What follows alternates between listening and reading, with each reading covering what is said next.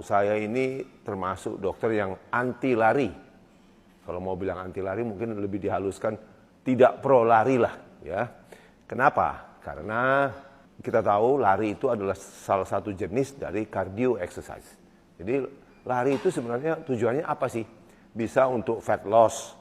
Kalau kita pakai heart rate rendah ya 60-80%. Tapi kalau kita pakai heart rate maksimum sampai 90, 95 bahkan, itu adalah untuk latihan jantung.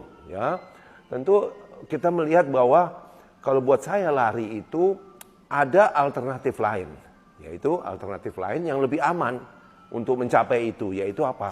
Sepeda dan berenang.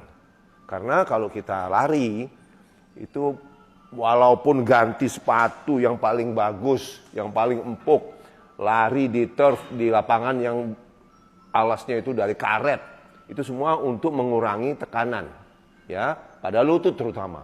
Tapi tetap saja, teori menyatakan bahwa tiap kali Anda lari, tekanan di lutut itu besar, bahkan sampai 5 kali jalan rata, ya.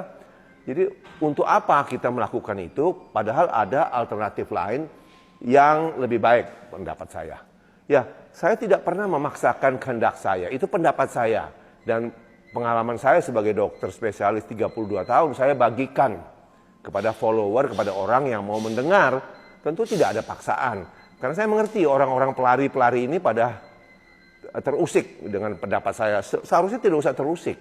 Anda urus urusanmu sendiri, saya urus urusan saya sendiri, saya cuma membagikan pengalaman saya hampir 69 tahun dan tidak ada keluhan di lutut, jadi saya membagikan pada follower saya.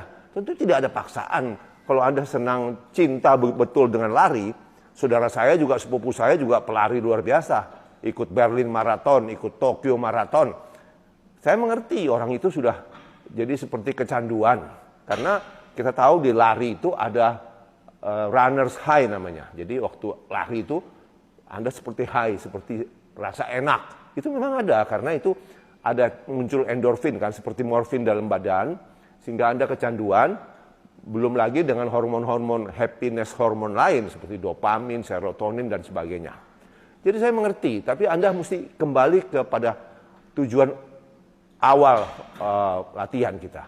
Latihan itu adalah untuk mendapat tubuh yang lebih sehat, bukan untuk senang-senang. Tentu ada faktor senangnya di sana supaya kita tidak bosan, kita tidak berhenti tengah jalan. Tapi jangan itu jadi prioritas. Kalau kita tahu, saya senang nih lari, tapi walaupun rusak juga saya senang pokoknya. Jangan, karena pada